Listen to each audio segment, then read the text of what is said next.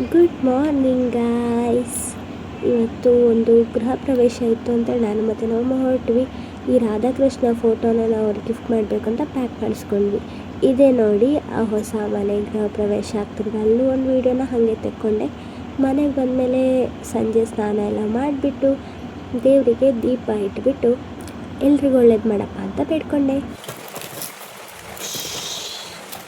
ಪಚ ಪಚ ಪಚ ಪಚ.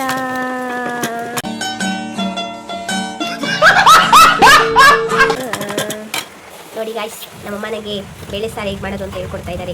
ಫ್ಯೂಚರಲ್ಲಿ ಹಂಗೇನಾದ್ರು ಕೆಲಸ ಸಿಕ್ಕಿದ್ರೆ ಅಟ್ಲೀಸ್ಟ್ ಅಡುಗೆ ಮಾಡ್ಕೊಂಡು ತಿನ್ನೋಕ್ಕಾದ್ರೂ ಬೇಳೆ ಸಾರು ಕಲ್ತಿರ್ಬೇಕಲ್ಲ ಅಂತ ಹೇಳ್ಬಿಟ್ಟು ಹೇಳ್ಕೊಡ್ತಾ ಇದ್ದಾರೆ. ಅದಕ್ಕೆ ಈಗ ಜಡ್ಜಾಗಿ ಬಿಟ್ಟಿದ್ದಾರೆ ನನಗೆ ಬೇಳೆ ಸಾರನ್ನು. ನಾನು ಬೇಳೆ ಸಾರು ಮಾಡ್ತೀನಿ ಗಾಯ್ಸ್, ಒಂದಿನ ಮಾಡ್ತೀನಿ. ಅದನ್ನು ವ್ಲಾಗಲ್ಲಿ ಅಪ್ಲೋಡ್ ಮಾಡ್ತೀನಿ ಅಡುಗೆ ಮಾಡೋದನ್ನು. Okay, please support me. ಇದನ್ನೆಲ್ಲ ಕಣ್ಣಿಂದ ನೋಡಿ ಕಂಗಾಲ ಆಗ್ಬಿಟ್ಟಿದ್ದೀನಿ. ಸೊ ಇವತ್ತು RCB ಮತ್ತು ಡೆಲ್ಲಿ ಕ್ಯಾಪಿಟಲ್ಸ್ ಅವರ ಮ್ಯಾಚ್ ಬರ್ತಾ ಇತ್ತು ನೋಡಿ.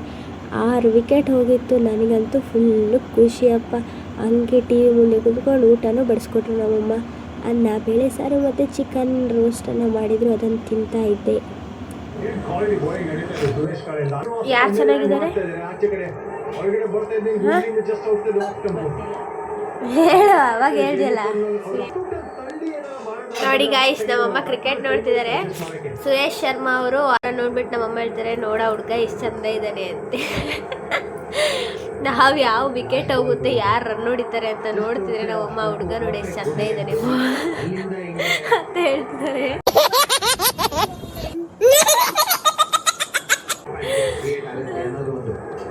ಯಾರಮ್ಮ ಹೇಳು.